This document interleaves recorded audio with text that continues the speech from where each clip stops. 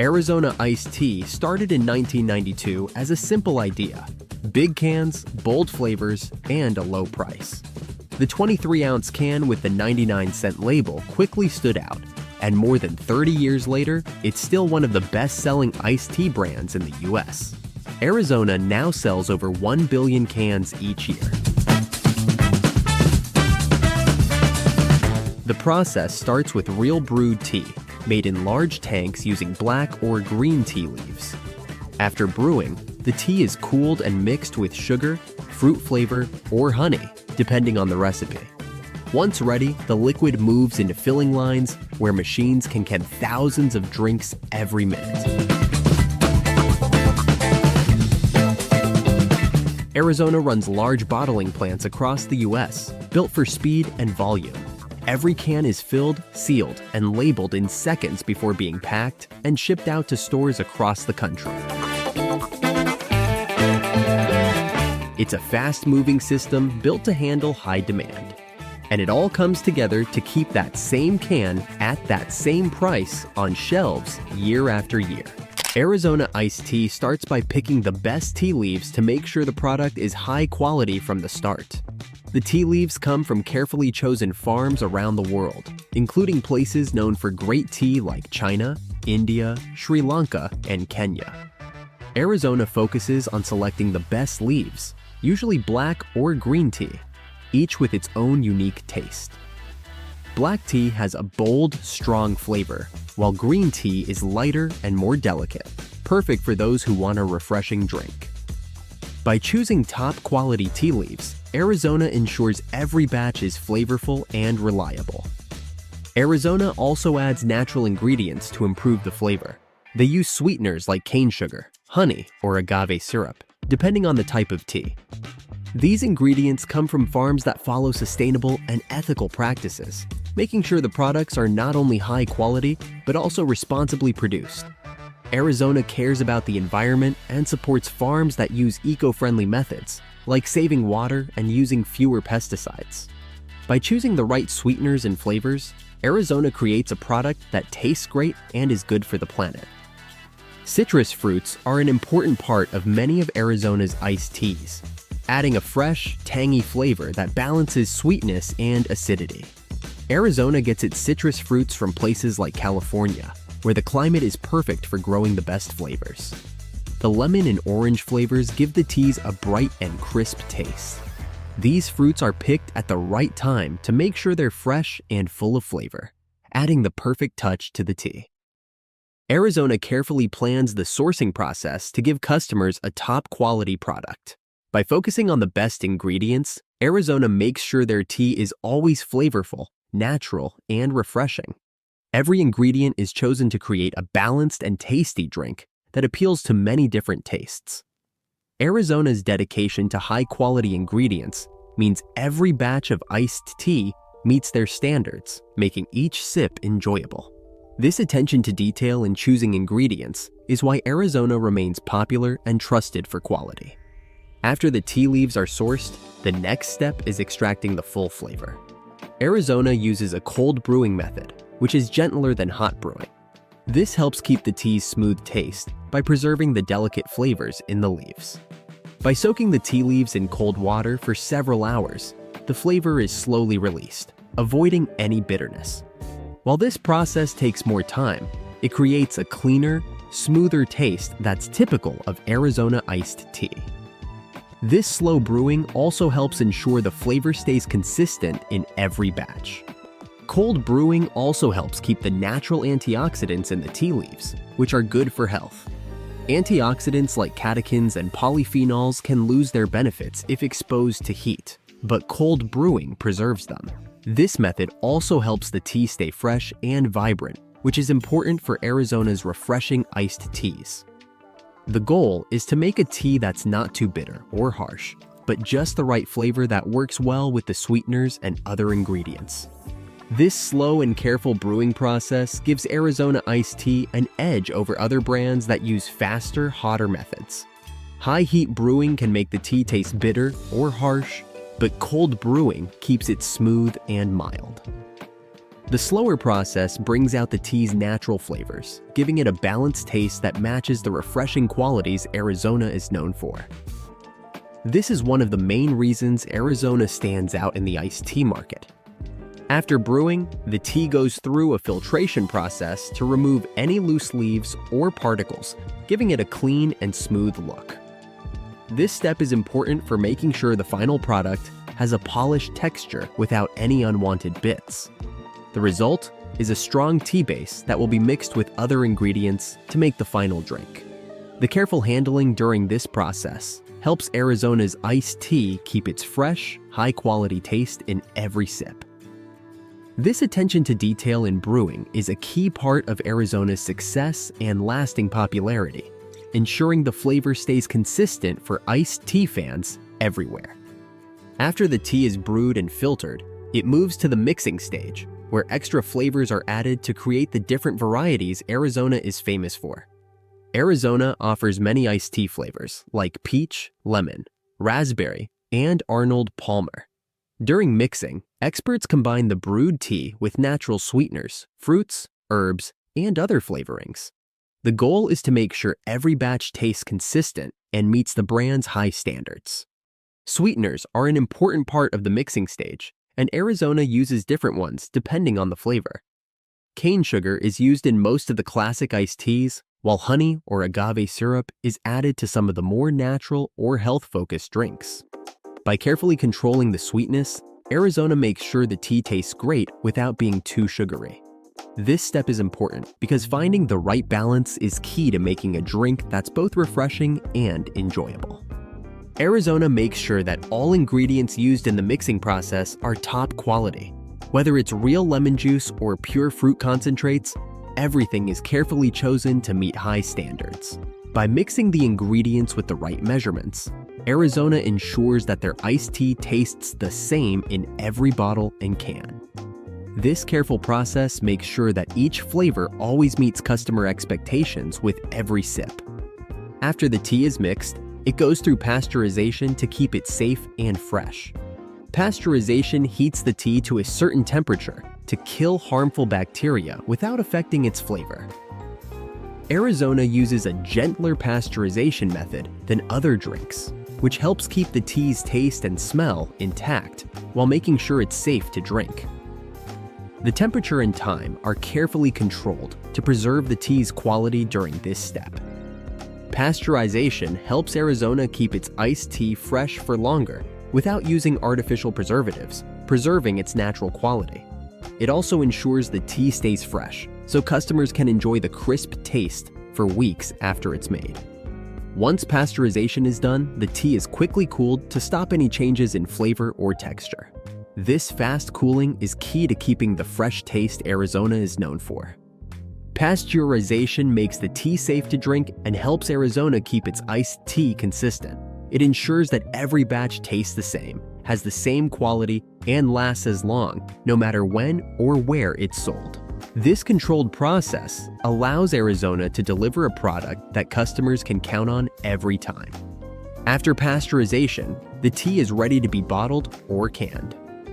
Arizona iced tea uses an accurate filling process to make sure each container gets the right amount of tea. High-speed machines fill thousands of bottles or cans every hour, keeping things efficient while maintaining quality. These machines have sensors that check the amount of tea and make sure containers are filled correctly. After being filled, the containers are sealed right away to keep them safe. Arizona uses strong aluminum cans and PET plastic bottles that protect the iced tea from light, air, and moisture, which can harm the flavor and freshness. Sealing is done in clean conditions to avoid any problems during storage or shipping. The sealing process helps keep the tea fresh until it reaches the customer. Once the containers are sealed, they are labeled with important details like ingredients, nutrition facts, and expiration dates. The labeling is done automatically, making sure each can or bottle is clearly marked and easy to read. With advanced labeling machines, Arizona ensures that every product meets quality and safety standards, so consumers can easily see what they're buying. Before the iced tea is sent out, it goes through a thorough quality check to make sure it meets Arizona's high standards. The first step is tasting the tea to ensure the flavor is consistent. Professionals taste each batch to confirm it matches the expected taste. The company also tests to make sure the tea isn't too sweet or too bitter, aiming for the perfect balance of flavor every time. The quality control process also includes checking the packaging for any defects, like dents in cans or cracks in bottles, which could affect the tea. Metal detectors are used to find any foreign particles that might have gotten into the tea during production. Arizona makes sure every container is free of defects and meets high standards before it leaves the factory. Arizona also tests the iced tea in a lab to make sure it's safe to drink. Random samples are sent for testing to check for any harmful bacteria or germs. By combining taste tests, visual checks, and lab tests, Arizona makes sure every bottle or can of iced tea is safe, high quality, and ready for sale. Once the iced tea passes quality checks, it's ready for packaging. Arizona uses different packaging types, like multi-packs of cans, single cans, and large bottles, depending on where it's sold. The brand's bright, colorful design is printed on every container to make it easy to spot on store shelves. These eye-catching labels help Arizona stand out in the crowded iced tea market. To keep the iced tea fresh, the containers are sealed with tight caps and lids to keep out air and moisture. Sometimes, nitrogen is used to replace the oxygen inside the packaging, which helps keep the flavor and freshness. The tea is then packed into boxes or trays for easy transport. The whole packaging process is automated, letting Arizona quickly and efficiently package large amounts of iced tea for shipping. Once packaged, the products are stacked on pallets, wrapped for protection, and labeled for delivery. Arizona makes sure each package is handled carefully to prevent damage during transport. The company uses both machines and people to check that everything is safely prepared for shipping. Whether it's going to a local store or a big retailer, Arizona ensures every container is in perfect condition when it gets to the shelf.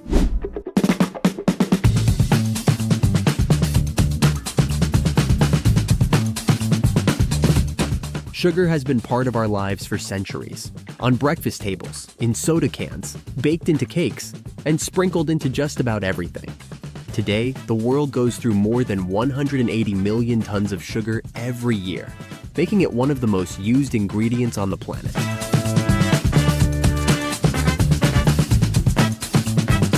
Most of it comes from just two plants, sugarcane and sugar beets. These crops grow in massive fields across places like Brazil, India, China, and the US. Once harvested, machines crush them to squeeze out a thick juice.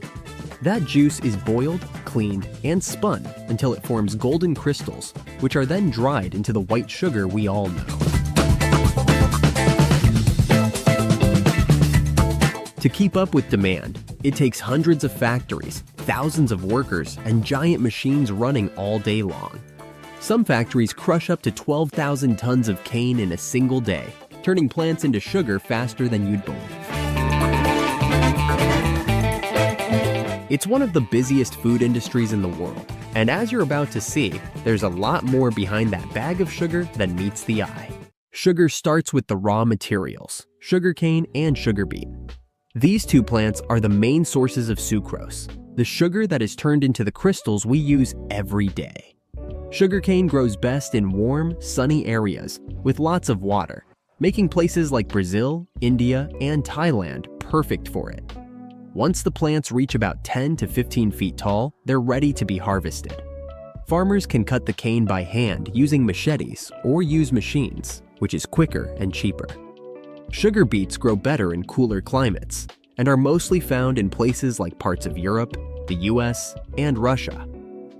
They are usually harvested in the late fall using large machines that pull the roots from the ground. Once collected, the beets are cleaned well to remove dirt and debris, since any impurities can affect the final sugar. Beets are a good choice in areas where sugarcane doesn't grow and provide a reliable alternative for making sugar.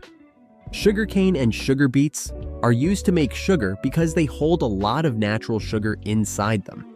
This sugar can be taken out, cleaned, and turned into crystals.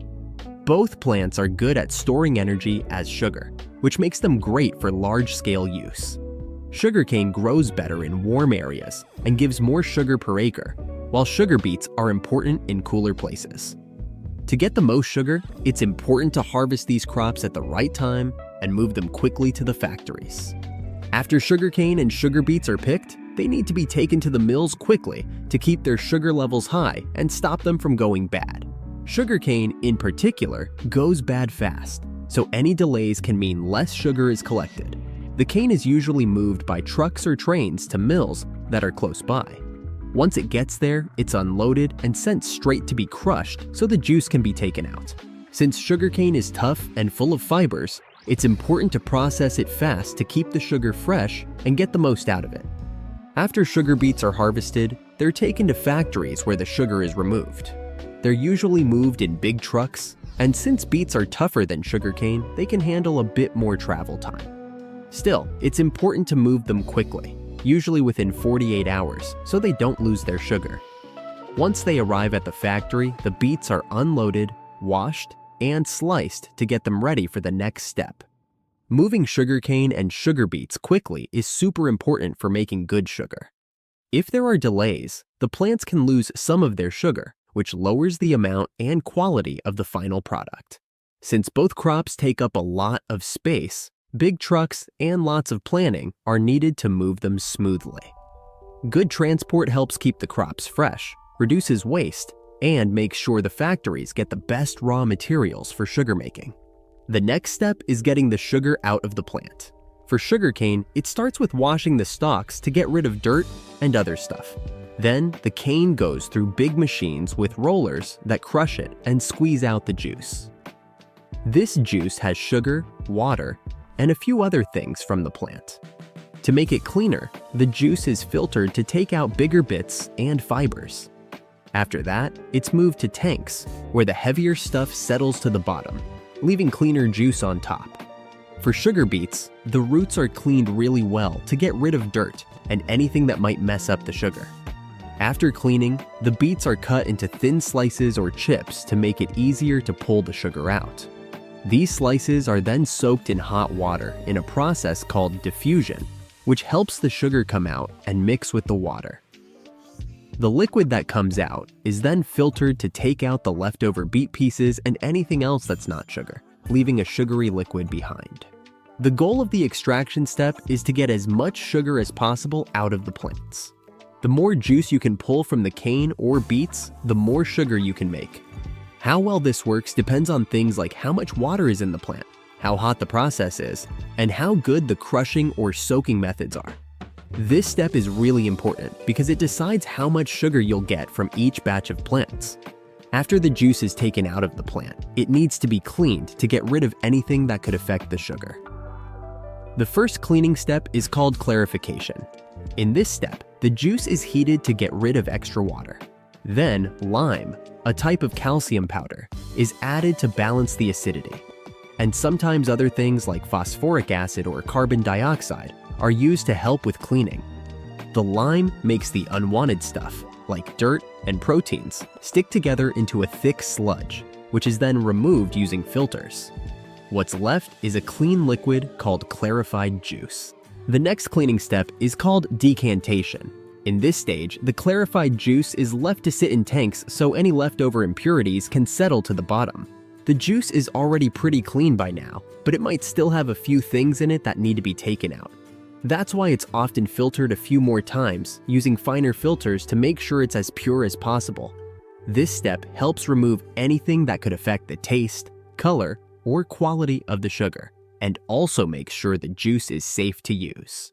Purifying the juice is very important because anything left in it, like tiny bits of dirt or minerals, can change the color or taste of the final sugar, especially white sugar, which needs to be super clean.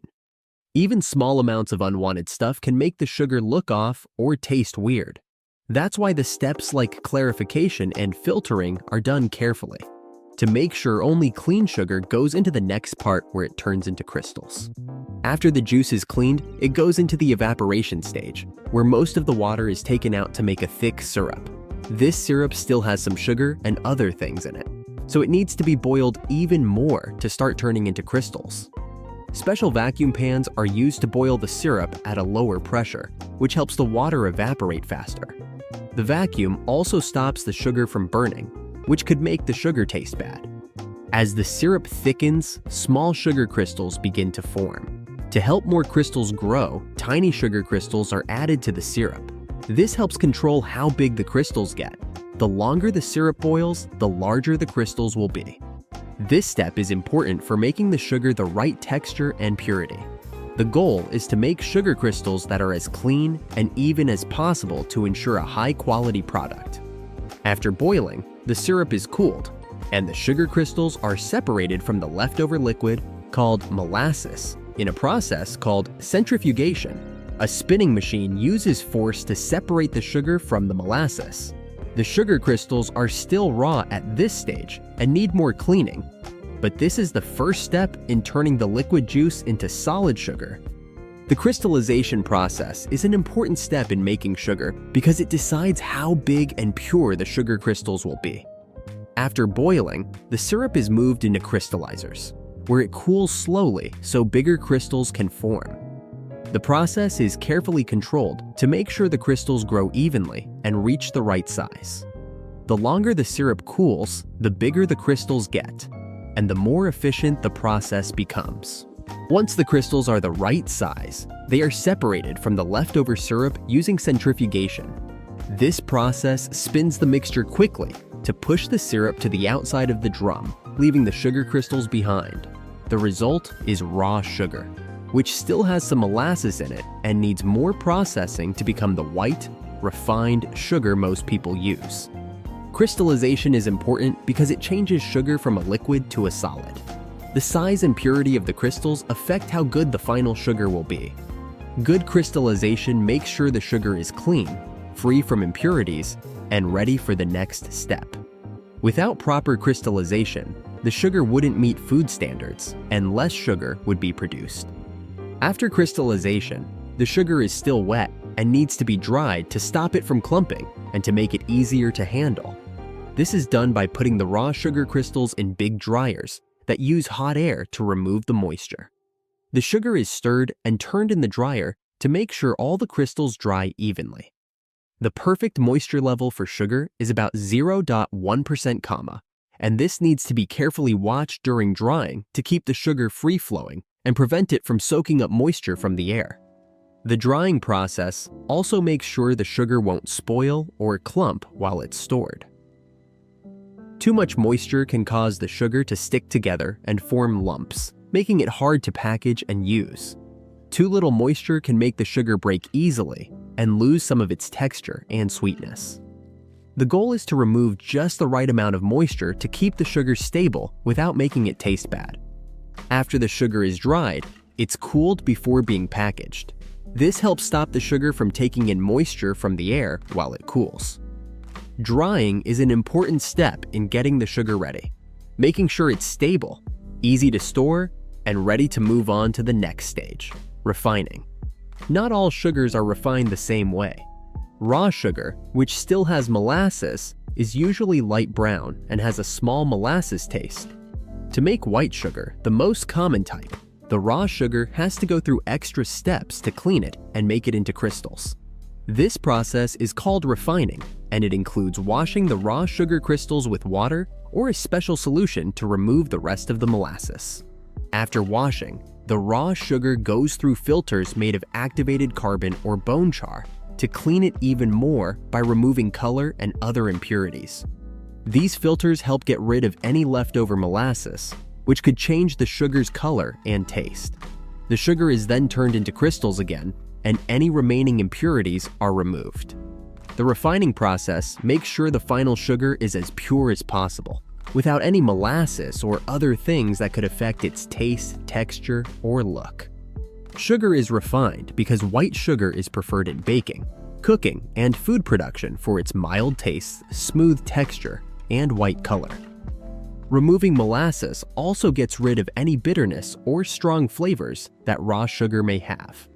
The refining process makes the sugar perfect for many uses, from sweetening drinks to being an ingredient in packaged foods. Once the sugar is refined, it's ready to be packaged for sale. Packaging is important to keep the sugar fresh and safe from dirt. The sugar is measured and weighed before being put into packages of different sizes, depending on the market, from small packets for people to big sacks for factories.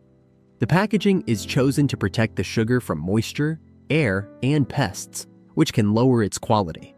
For retail packaging, sugar is usually sealed in plastic or paper bags that keep it dry and clean.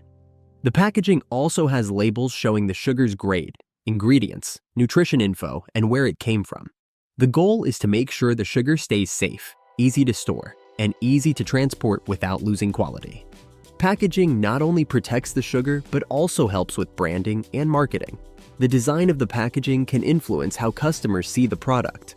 Whether it's a simple clear bag or a more stylish box, packaging is a way to catch buyers' attention and tell them about the product inside.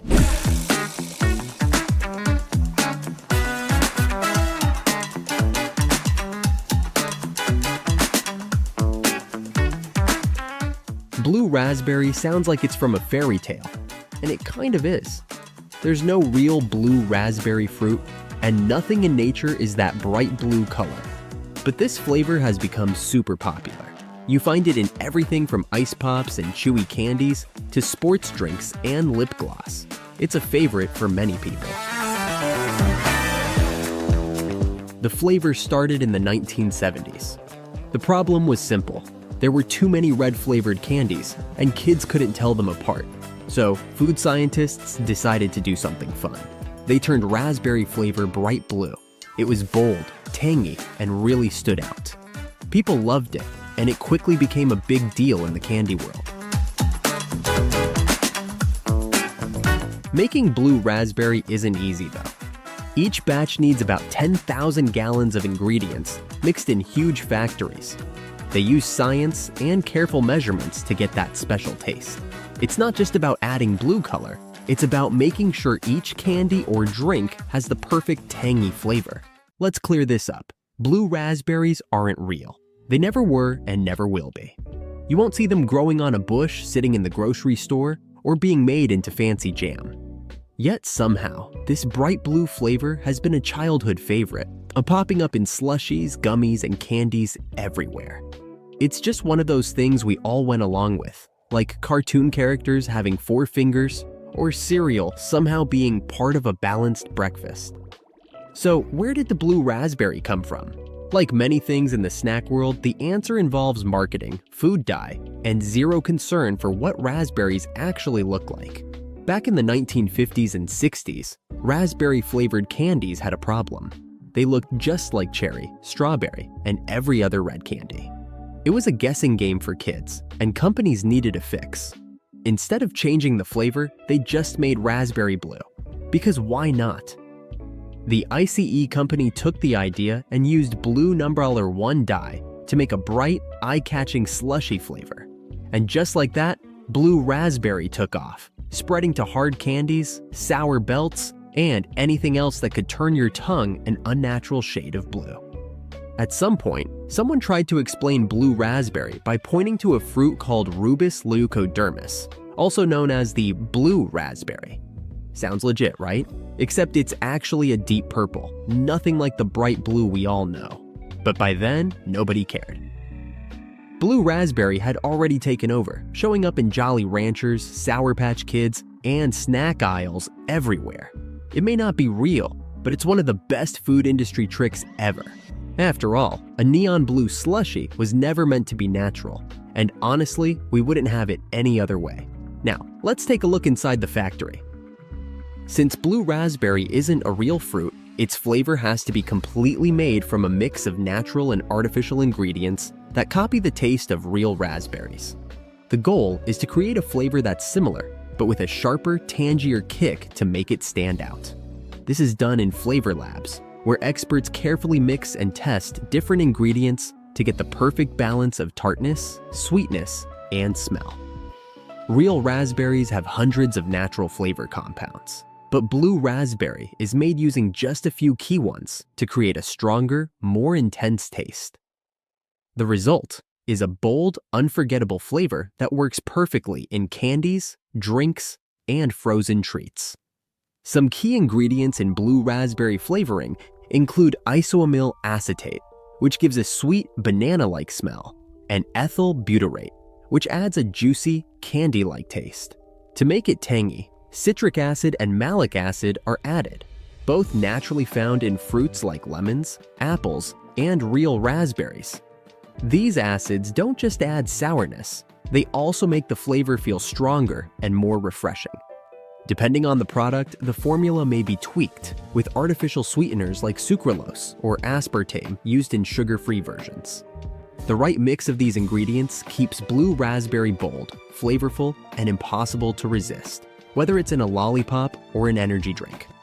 The bright blue color of blue raspberry comes from Brilliant Blue, FCF, Blue No. 1, a synthetic dye used in food worldwide. Unlike natural dyes from fruits or vegetables, Blue No. 1 stays vibrant even when exposed to light, heat, or acidic ingredients.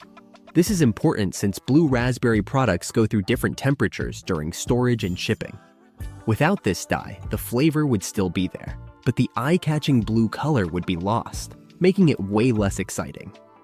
Over time, this bold blue shade has become just as important as the taste.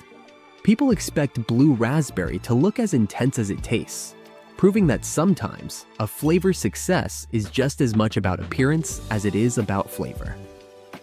After gathering the ingredients, the next step is making the blue raspberry flavor concentrate, which is used in slushies, sodas, syrups, and candies. This happens in food labs, where chemists carefully measure and mix flavor compounds in exact amounts. Since blue raspberry has a unique but familiar taste, keeping it consistent is important. Every batch needs to taste the same. Even a small change in acidity or sweetness can throw off the flavor, so manufacturers use advanced tools to check for accuracy. Techniques like gas chromatography and mass spectrometry help break down and analyze the chemical makeup of each batch, ensuring it matches the exact flavor people expect. Getting the right balance of acidity and sweetness in blue raspberry is tricky. Too much citric acid makes it too sour, while too little makes it taste dull. To keep it just right, manufacturers use pH testing to check acidity levels. Trained taste testers also sample batches to catch any small changes in flavor. These experts can tell if a batch has the right fruity smell, tartness, and sweetness before it goes into full production. Some companies even bring in regular consumers to taste test small samples and give feedback, making sure the final product matches what people love.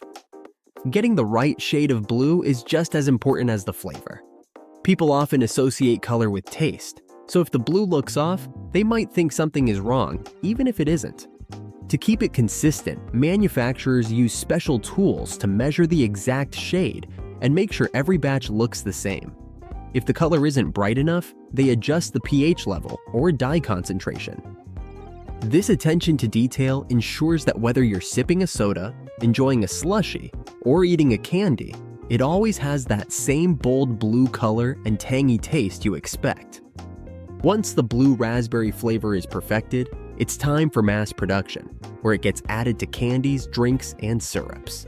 The process is different for each product, requiring special machines, careful timing, and strict temperature control to get the right texture and taste.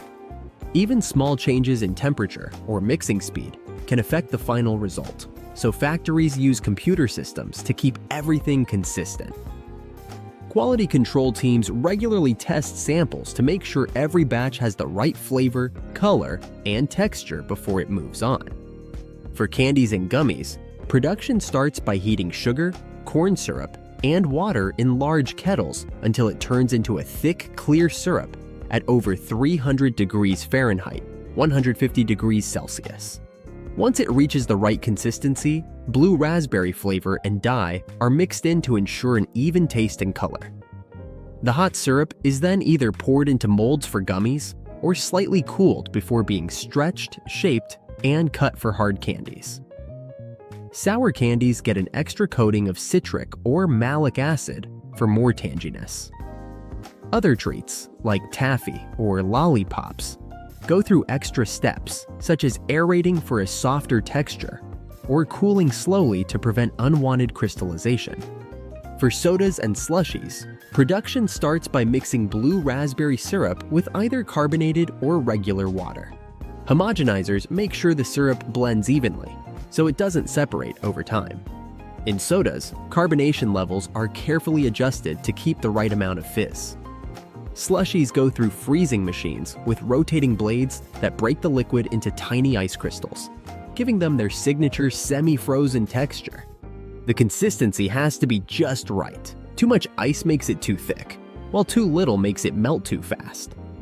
For syrups and liquid concentrates, blue raspberry flavoring is mixed with high fructose corn syrup or artificial sweeteners to create a thick, long-lasting mixture. To keep it fresh, the syrup is heated to kill bacteria and mold, then quickly cooled and stored in bulk containers. It's then shipped to fast food chains, convenience stores, and drink makers. Before being served, the syrup is mixed with water, ice, or soda to create the final blue raspberry drink.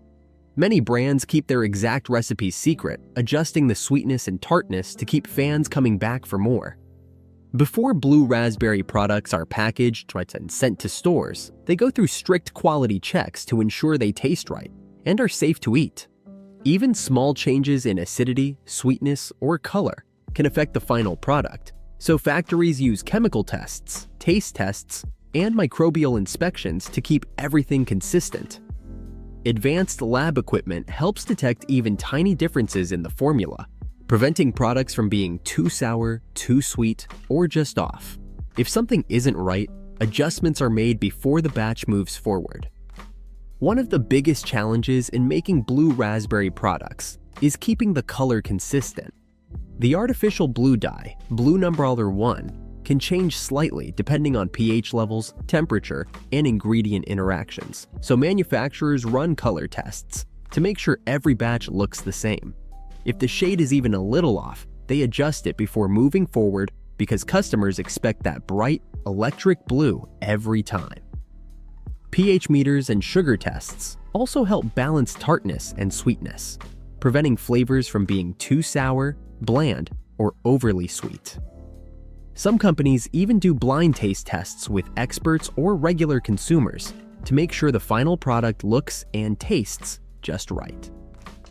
Keeping blue raspberry products safe from bacteria and mold is a key part of quality control. Since these treats often contain sugar or syrup, they can spoil if not handled properly.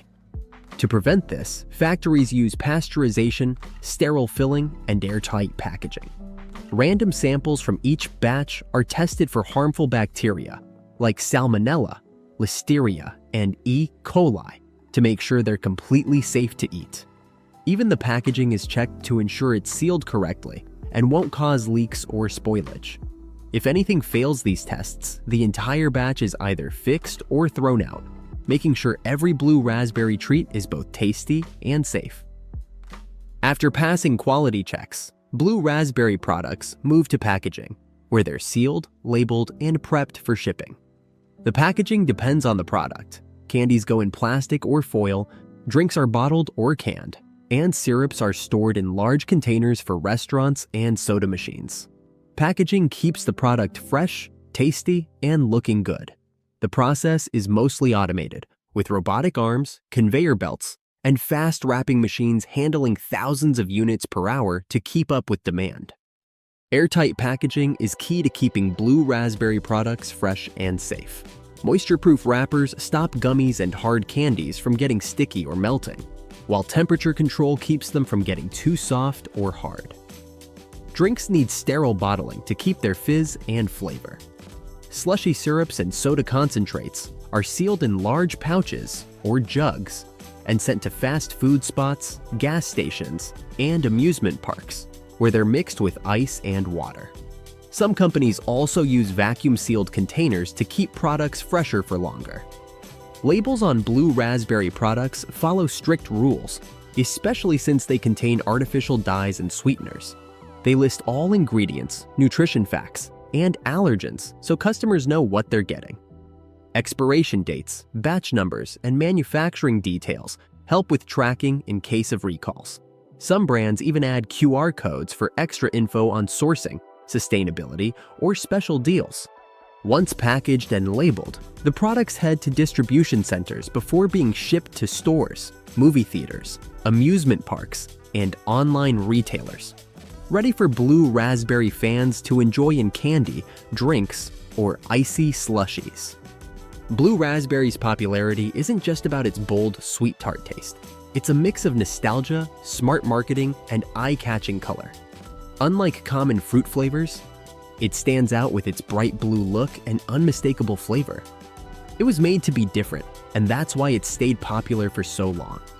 From slushies and sour candies to sodas and ice pops, it has earned a permanent spot in the snack world, loved by both kids and adults.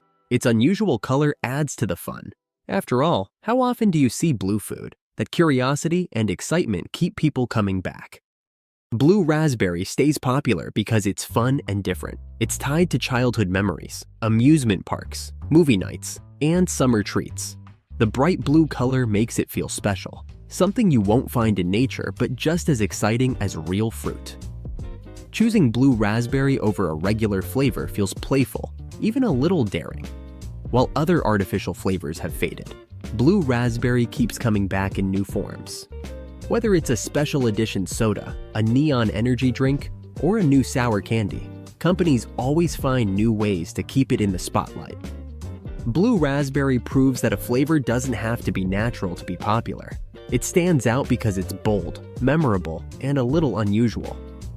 Its bright color and tangy taste make it instantly recognizable, helping it stay a favorite for decades. More than just a flavor, it's connected to fun, nostalgia, and a bit of mystery. Even as food trends change, blue raspberry keeps showing up in new ways, from slushies and sour candies to vape flavors. Whether you love it or just wonder why it's still around, one thing is clear: blue raspberry isn't going anywhere. So what do you think? Are you a fan of blue raspberry? Let us know in the comments below. And while you're at it, out some of these other Process Powerhouse videos.